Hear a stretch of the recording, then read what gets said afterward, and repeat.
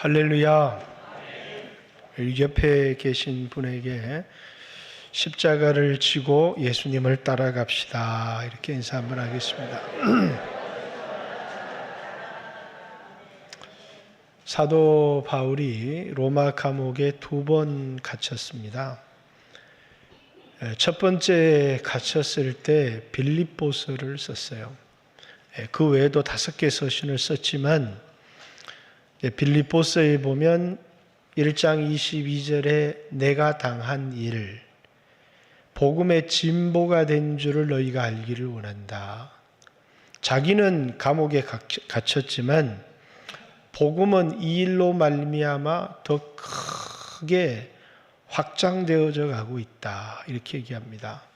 자, 2번째 갇혔을 때 디모데에게 편지를 씁니다. 자신의 죽음을 직감하고 자신에게 주신 그 사명을 디모데에게 때를 얻든지 못 얻든지 너는 복음을 전파하라. 내가 내게 엄히 명하노니 복음을 전파하라 하면서 이제 디모데에게 편지를 씁니다. 그 편지 내용 가운데 복음으로 말미암아 내가 죄인과 같이 매임이 되었으나 그러나 하나님 말씀은 매이지 아니하니라. 자기는 매여서 감옥에 갇히고 죽게 되었지만 그러나 하나님의 말씀은, 복음은 계속 진보를 이룰 것이고 결코 하나님의 말씀은 세상의 권력자가 어떻게 할 수 없다라고 하는 말을 이제 분명하게 말하고 있습니다. 그러면서 이제 미쁘다 이 말이요, 주와 함께 죽으면 주와 함께 살 것이고 또 주와 함께 참으면, 주와 함께 고난을 받으면 주와 함께 왕노릇할 것이다, 이런 말을 이제 디모데에게 합니다. 그 말은 뭐라고요? 주와 함께 고난을 받아라, 이렇게 얘기를 합니다. 이 땅에 많은 그리스도인들이 돈을 보화라고 생각합니다. 좋은 인맥도 보화라고 생각합니다. 또 학벌도 보화라고 생각합니다. 그런데 그리스도를 위하여 받는 순환을 보화라고 잘 생각하지 않는다는 것입니다. 우리가 잘 아는 모세라고 하는 사람은 그리스도를 위하여 받는 순환, 고난을 애굽의 모든 보화보다 더 큰 재물로 여겼다, 이렇게 얘기를 합니다. 그에게 있어서 바로의 공주의 아들, 또 애굽에 수없는 보화가 있었지만 그걸 버리고 하나님의 백성과 함께 고난받고 그리스도를 위하여 순환을 당한 이유가, 그에게 있어서 보화는 애굽의 황금이 보화가 아니라 그리스도를 위하여 받는 순환이 보하다라고 생각했기 때문에 그는 애굽의 황금을 버리고 왕자의 지위를 버리고 그리스도를 위하여 받는 순환을 택하였다, 이렇게 얘기를 합니다. 왜? 이 땅의 삶은 순환은 잠깐이고 영광은 영원하기 때문입니다. 이 땅의 삶은 잠깐이고 영원의 때는 영원하기 때문에 그리스도인들이 이 땅에 평안을 택한 것이 아니라, 이 땅에 황금을 택한 것이 아니라 그리스도를 위하여 받는 고난, 십자가를 택하였다는 것입니다. 예수님이 제자들에게 나를 따라오려거든, 아마 예수님이 이 세상에 가장 사랑했던 그런 제자들일 것입니다. 자기 십자가를 지고 자기를 부인하고 나를 쫓을 것이니라, 이렇게 얘기를 합니다. 왜? 이 세상에서는 십자가보다 더 큰 보화가 없기 때문입니다. 십자가 무한 영광일세. 이 땅에는 십자가는 수치고 모욕입니다. 그러나 이 십자가가 하늘에서는 영광이다, 이렇게 얘기를 합니다. 그래서 고난받는 그리스도인들에게 오늘 본문에 나오는 베드로도 죽기 전에 쓴 서신이 베드로 전후서입니다.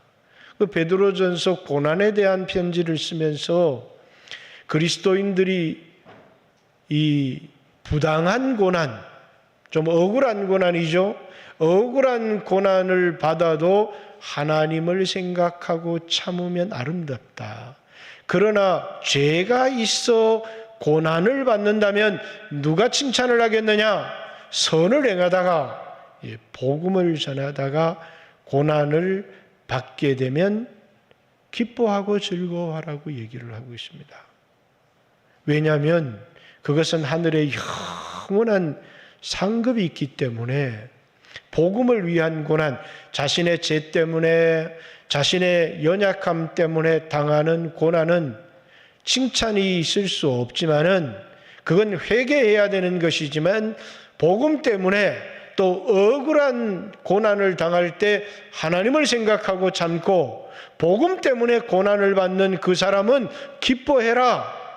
그 고난은 아름다운 것이다. 이렇게 이야기를 하고 있습니다. 왜 고난을 아름답다고 말할까요? 우리에게 영원한 삶이 있기 때문에 이 고난을 아름답다 이렇게 얘기할 겁니다. 오늘 본문에 나오는 사도행전 12장은 사도들 가운데 첫 번째 순교자 야고보의 순교가 나옵니다. 자, 헤롯이 손을 들어 이렇게 얘기를 합니다. 세상의 권세를 가진 사람, 이 세상 나라의 왕이 손을 들어서 하나님 나라의 핵심적인 지도자를 타격했다는 얘기입니다. 예루살렘 교회의 가장 핵심적인 지도자가 있다면 베드로와 요한과 야고보, 예수님이 제일 아끼셨던 세 명의 제자였고 더불어 주의 형제 야고보라고 하는 예루살렘 교회 담임 목사였던 예수님 동생 야고보, 이 네 사람은 예루살렘 교회의 기둥과 같은 그런 일꾼이었습니다. 그런데 헤롯이 손을 들어 어떤 이유로 죽였는지는 알지 못합니다. 그러나 그것이 유대인들의 기대와 헤롯의 손에서 베드로가 나를 벗어나게 했다라고 하는 얘기를 들으면 아마 유대인들이 이 일을 하는 걸 좋아했기 때문에 헤롯은 왕의 정통성을 갖고 있지 못한 사람이거든요. 이 헤롯은 헤롯 아그리빠라고 해서 헤롯 대왕의 손자입니다.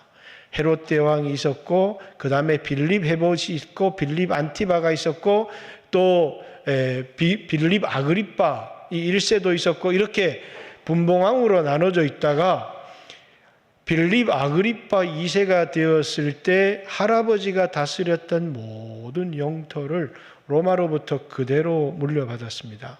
그렇기 때문에 어떤 헤롯보다도 강력한 헤롯이었고 뿐만 아니라 로마 황제 글라우디오 황제를 이제 마음을 편안하게 해줘야 되는 이때를 팍스 로마 이렇게 얘기합니다. 로마의 평화 시대라는 것인데 다시 말해서 변방의 어떤 이방 민족이 쳐들어오지도 않았고 내부에서도 어떤 반란도 없었던, 그래서 로마가 원했던, 자신들이 다스리는 나라에 원했던 건 반란이 없는 것입니다. 그런데 유대인들은 끊임없이 반란을 하거든요. 그런데 이 헤롯은 유대인들의 기대를 만족시키기 위해서 아마 교회 지도자 야고보를 잡아 목을 베어 죽였던 것 같습니다. 그것이 헤롯이 교회를 박해하게 된 이유입니다. 이전의 박해와는 성질이 좀 다릅니다. 이전의 박해는 뭡니까? 스데반의 일로라고 합니다. 이 스데반의 일로 일어난 박해로 흩어진 사람들이 헬라파 그리스도인들입니다. 이 사람들은 헬라어를 잘하는 사람들입니다. 세상 어디에 던져 놓아도 그 사람들은 복음을 전한 언어가 되는 사람들이기 때문에 그 사람들이 흩어지는 곳, 그래서 11장 앞장에 보면 이 사람들이 안디옥까지 이르러서 그곳에서 복음을 전하고 그리고 안디옥 교회를 세웠다는 거예요. 그들이 썼던 언어는 뭐라고요? 오늘날 그리스어인 헬라어를 사용했다라는 것입니다. 그러나 오늘 본문에 나오는 이 핍박은 이 헬라파 유대인 그리스도인들에게 찾아온 핍박이 아니라 예루살렘에 살고 있는 이제 히브리파 유대인 그리스도인들에게 찾아온 박해고 핍박이었다라는 것입니다. 그래서 야고보가 목베임을 당하고 죽임을 당한 겁니다. 자, 세상 나라가 하나님 나라를 타격한 사건입니다. 그죠? 우리가 요한계시록에 봐도 이제 마귀가 7머리를 가지고 이 7머리에 10뿔이 난 짐승이 나타납니다. 그 7머리가 뭐라고요? 전부 다 이 여인이 낳은 그 아이를 죽이려고 합니다. 그 여인은 이스라엘이 낳은, 이스라엘을 통해서 오실 그리스도를 죽이려고 하는데, 요한계시록 12장에 보면 이 아이는 철창 권세를 가지고 북이스라엘을 멸망시키고 남유다를 공격하기 위하여 18만 5천의 군대를 가지고 히스기야 때 공격을 했습니다. 근데 전쟁에 이기지 못하고 그 왕이 돌아가면서 자신의 아들의 칼에 맞아서 죽는 비극을 경험하게 됩니다. 자, 바벨론, 여러분들이 잘 알듯이 벨살살 왕이 하나님의 성전에서 가지고 간 그 기물로 우상을 찬양하며 술을 마시다가 그날 밤 정복이 되어서 비참한 죽음을 당하게 됩니다. 이런 이 하나님의 나라가, 이 하나님의 나라를 공격했던 이제 세상 나라들에 대한 이야기가 성경에 계속해서 제국과 이스라엘과의 관계 속에서 등장을 하는 겁니다. 이제는 이스라엘이 아닌 하나님의 나라인 교회를 이 세상 나라가 어떻게 공격을 했는가라고 하는 것을 오늘 이 본문에서 헤롯이 손을 들어서 예수님의 제자 야고보의 목을 베었고, 그리고 유대인들이 기뻐하는 것을 보고 이제 베드로도 잡아서 옥에 가뒀다. 그런데 이날이 무교절이었다. 이 무교절은 사람을 죽이는 날이 아니라 오늘 우리로 얘기하면 광복절 특사처럼 사람들을 풀어주는 날이거든요. 그러니까 무교절이 끝나고 나서 베드로를 처형하기 위해서 이제 기다리고 있는데, 처형 전날에 하나님이 이 일에 간섭해서 이제 천사를 보내어서 유대인들의 기대와 헤롯의 손에서 이 세상 나라의 압박에서 베드로가 풀려나게 한 이 사건입니다. 베드로가 풀려나면서 뭘 생각했을까요? 우리가 생각할 때 어떤 사람은 고난을 당하고 죽임을 당했지만 어떤 사람은 풀려났습니다. 죽임을 당한 야고보는 저주를 받은 사람이고, 풀려난 베드로는 축복을 받은 사람이고, 그런 것은 아니라는 거예요. 하나님이 다 복음을 위하여 쓰신 사람들입니다. 이제 예수님의 이모 되시는 분이, 예수님이 제자들과 함께 예루살렘에 올라갈 때 주의 나라 임할 때 내 두 아들을 좌편과 우편에 앉게 해주십시오.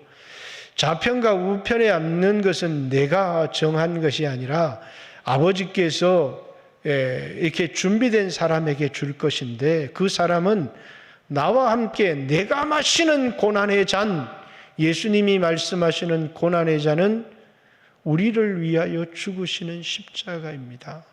그래서 너희도 이 잔을 마실 수 있느냐라고 얘기했을 때 야고보가, 성경에는 기록되어 있지 않았지만 그게 무슨 의미인지는 알지 못하고 제가 마시겠습니다. 이제 요세푸스는 그렇게 얘기합니다. 그리고 야고보는 첫 번째 사도들 가운데 순교자가 되었습니다. 하나님은 이 순교의 피를 통해서 복음이 증거되게 하시는 거예요. 그리고 이제 베드로까지 죽이려고 옥에 갇혔지만 하나님께서 이 세상의 권세, 하늘의 악한 영의 손에서 이제 베드로를 벗어나게 하시는, 그리고 그걸 통해서 뭐라고요? 아직 네가 할 일이 남았다는 사실을.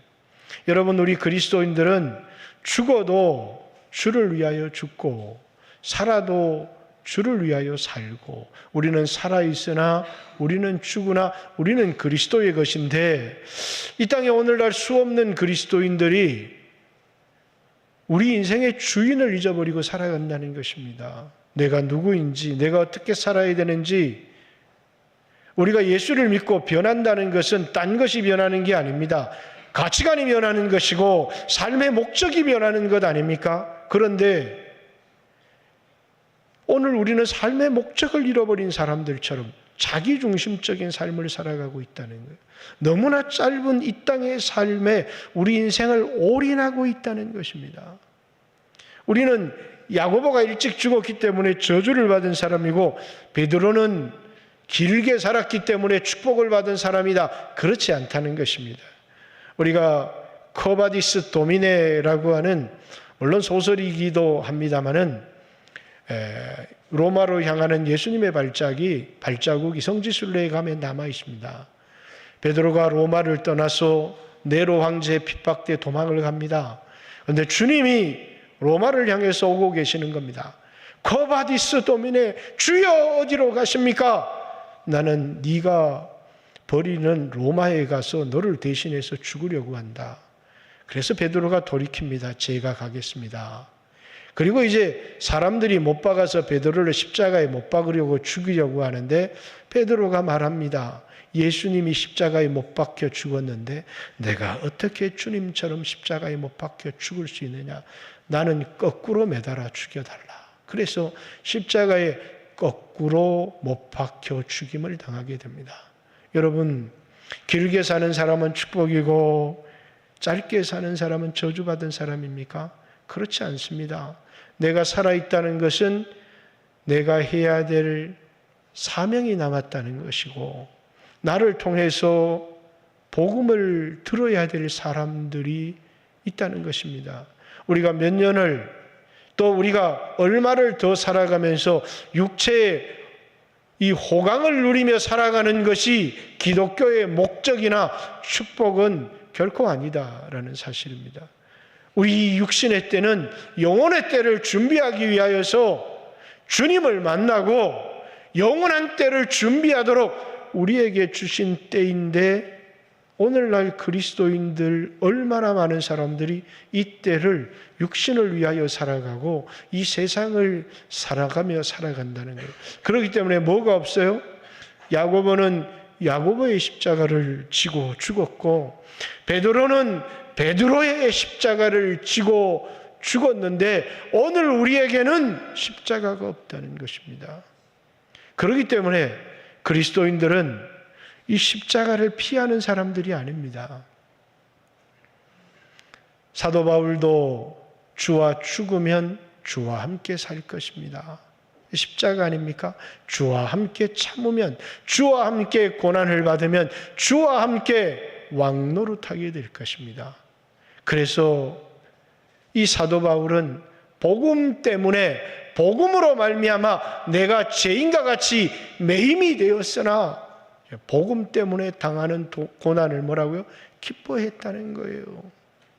빌립보 교회도 편지를 쓰면서 이 빌립보서를 기쁨의 서신이라고 얘기를 합니다. 왜? 복음 때문에 당하는 고난을 기뻐했던 사람들이기 때문에요. 그런데 오늘 우리는 이 복음을 위에서 살아가는 삶이 아니라 복음을 이용해서 오늘 내가 이 세상의 육신의 편안한 때를 누리려고 한다면 이건 기독교가 우리에게 가르쳐준 가르침은 아니다는 거예요. 기독교는 이 땅을 잠깐이라고 얘기합니다. 너희가 누구인지를 아느냐? 잠시 있다가 사라지는 아침 안개와 같다. 이렇게 얘기합니다. 이 땅의 삶이 너무너무 잠깐이라고 하는 거예요. 그런데 이 잠깐의 삶이 오늘 나의 현실이다 보니까 우리는 영원한 때를 주님을 바라보고 살아가는 것이 아니라 이 땅을 바라보고 살아가게 되더라는 것입니다. 사랑하는 성도 여러분, 오늘 여러분이 살아있다는 것 자체가 여러분이 살아야 될 사명이 있다는 것을 알고 있습니까? 여러분이 십자가를 지고 있습니까? 복음 때문에 당하는 고난. 이번 주간에도 다음 주간에도 영혼 초청 전도 주일이 있습니다. 최소한 내 가족에게는 내가 복음을 전해야 되는 것 아니겠습니까? 그런데 그게 부담스럽습니다. 그래서 이 부담, 복음 때문에 내가 져야 되는 이 부담이 싫습니다. 단지 예수님 때문에 내게 베풀어주는 은혜는 한없이 좋은데, 하나님이 나와 함께 하신다, 예수님이 나를 위해 죽으셨다는 것은 너무너무 좋은데, 우리가 살아있는 이유는 그 은혜는 이미 우리에게 주셨어요. 그런데 십자가 때문에 있는 겁니다. 그 부담을 지라는 거예요. 왜? 이 땅에는 부담이 되고 박해가 있고 어려움이 있습니다. 사도들이 당했던 어려움들을 생각해 보세요. 이 사도행전 4장에도 그리스도를 위하여 받는 능력받기 합당한 자로 사도들이 여겼다, 이렇게 얘기를 합니다. 그들은 복음을 위해서, 그리스도를 위해서, 하나님 나라를 위해서 그들이 환난을 당하고 핍박을 받고 능력을 받고 하는 것을 보화로 여겼던 사람들이라는 것입니다. 오늘날 그리스도인들이 예수 믿어서 부자 되고, 예수 믿어서 좋은 대학 가고, 예수 믿어서 성공하고, 예수 믿어서 번창하고, 예수 믿어서 남들보다 잘 되고, 그런 예수를 믿은 적이 없다는 사실이에요. 예수 믿어서 능력받고, 예수 믿어서 고난받고, 그걸 기뻐했던 이유는 부활의 신앙을 가지고 있었기 때문이에요. 영원한 때, 육신을 입고 살아가는 때는 잠깐이지만, 그렇습니다. 우리는 결코 육신의 때가 그 누구도 길다고 말할 수 없습니다. 영혼의 때는 영원하기 때문에 사도들이 그런 삶을 살았다는 거예요. 그리고 그 모든 삶 가운데 뭐라고요? 하나님이 간섭하시잖아요. 아직 생명을 주는 사람들이 있습니다.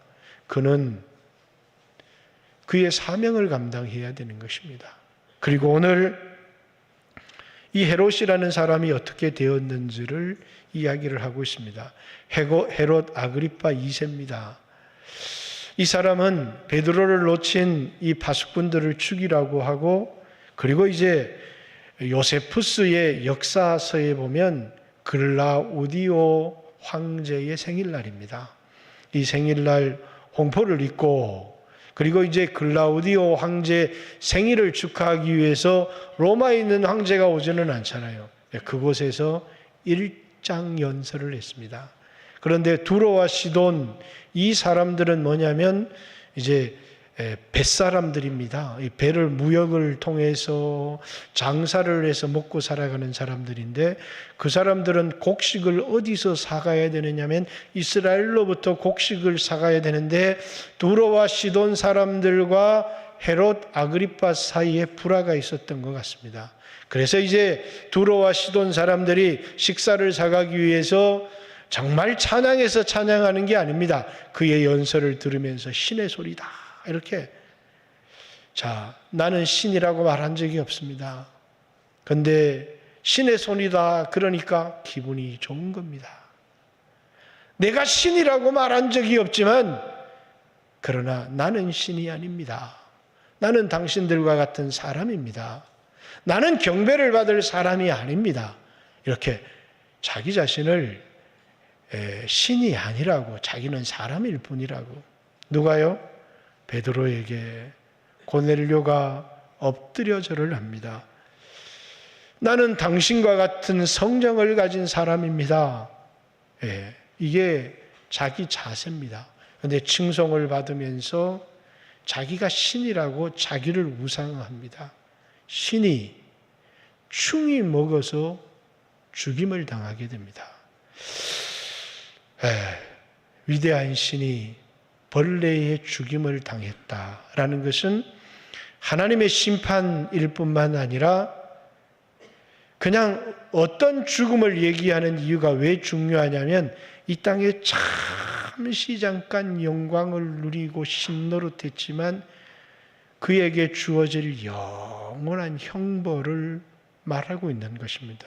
사랑하는 성도 여러분, 이 땅에 잠시 잠깐 영광을 누리다가 여러분과 저는 이 헤롯처럼 영원한 형벌을 받을 사람이 아니라고 할지라도 구원을 얻되 부끄럽고 수치스러운 구원에 머물러 있도록 우리를 남겨둔 것은 아니다라는 사실입니다. 오늘 그러면서 마지막 결론의 말씀이 하나님의 말씀은 흥왕하고 세력을 얻으니라 이렇게 얘기를 합니다. 세상의 권세자들이 교회를 박해하고 하나님 나라의 지도자를 쳤지만 그러나 여전히 하나님의 말씀은 흥왕하고 세력을 얻고 힘이 있더라. 세상의 권세가 교회를 박해한다고 교회는 무너지는 것이 아니라는 거예요. 교회는 여전히 주님의 역사하심을 통해서 말씀이 증거되어지고 이 핍박을 통하여 더 많은 사람들에게 복음이 증거되어지는 기회가 되어지더라는 것입니다. 만약에 오늘 우리 같은 그리스도인들이 있다면, 오늘 우리가 박해를 받으면 얼마의 그리스도인들이 신앙을 지키며 복음을 전하며 살아갈까? 오늘 우리는 우리가 가진 돈을 자랑할지 모르고, 오늘 우리는 우리가 하는 선교를 자랑할지 모르지만, 오늘 우리가 이런 박해 가운데 남아있을 때 우리는 믿음을 지키며 목숨을 걸고 십자가를 지고 말씀을 전함을 통하여 말씀을 흥왕하게 하는 생명력이 있는 그리스도인들이 우리에게 얼마나 있을까라고 하는 것을 돌아봅니다. 왜? 우린 이 세상을 너무 사랑하기 때문이에요. 내가 그리스도인이 된다는 건 뭐라고요? 이 세상을 사랑하는 게 아니라, 지나가는 세상을 사랑하는 게 아니라, 잠시 잠깐 머물 세상을 사랑하는 것이 아니라 이 땅을 나그네로 살아가는 게 그리스도인이기 때문이에요. 아브라함은 이 세상을 만약에 그가 본향 찾는 자로 돌아갈 고향으로 돌아갈 수 있었지만, 그러나 그가 고향으로 돌아가지 않은 이유가 하늘에 있는 더 나은 본향을 사모했기 때문이다. 그리고 이 땅을 텐트 치면서 자기 아들, 자기 손자와 함께 그 텐트 생활을 하면서 나그네 생활을 했다. 이렇게 얘기합니다. 이 말은 아브라함의 고향인 갈대아 우르, 2100년 전 갈대아 우르는요, 도시였습니다. 도시가 다 돌로 깔려진 도시였고 공중 목욕탕이 있었던 그 당시의 최고의 도시였습니다. 근데 아브라함이 말씀 때문에 그 도시를 떠나서 아무도 자기를 지켜주지 않는 가나안 땅으로 왔습니다. 돌아갈 기회가 있었다는 것입니다. 그러나 돌아가지 않았다는 거예요. 왜? 그 땅을 하나님이 그에게 주셨고 그 땅에 머물라고 하셨기 때문에 그 말씀 하나를 붙들고 그 아들과 그 손자와 더불어 장막 가운데 거하였다. 불편한 삶을 살았다는 거예요. 왜? 더 낳고 연구한 본향을 바라보면서 이 땅에 장막 가운데 살았다는 말은 나그네로 불편하게 대가를 지불하며 살았다는 것입니다. 그렇게 믿음의 삶을 살았다는 거예요. 오늘 여러분과 저도 마찬가지입니다. 하나님의 말씀 때문에 가난해질 수도 있고, 하나님의 말씀 때문에 세상의 영광을 버릴 수도 있고, 왜? 우리는 이 땅이 잠깐이기 때문입니다. 근데 우리 눈에는 세상은 너무 큰 겁니다. 그리고 부활 후의 영광은 관심도 없는 그리스도인들. 그리고 이 땅이 만들어 놓은 종교, 예수 믿으면 세상에서 부자가 됩니다. 예수 믿으면 육체가 건강해집니다. 그게 기독교입니까? 불교지? 그게 기독교입니까? 불교지? 왜 우리는 크리스찬인데 불교적 신앙을 가지고 있느냐는 거예요. 인간이 만든 종교처럼 세상의 문제를 해결하고 세상을 편안하게 살기 위한 그런 종교가 그게 불교지 기독교냐? 그 말이에요. 크리스찬이 왜 불교의 신앙을 가지고 이 땅을 살아가고 있느냐? 하나님이 우리에게 약속하신 것은 이 땅의 편안함이 아닙니다. 부활의 영광입니다. 영원한 생명입니다. 하나님의 약속은 이것이니 영원한 생명이다. 하나님이 세상을 이처럼 사랑하사 독생자를 주셨으니 이 예수를 믿는 자마다 멸망치 않고 영원한 생명을 얻게 하려 함이라.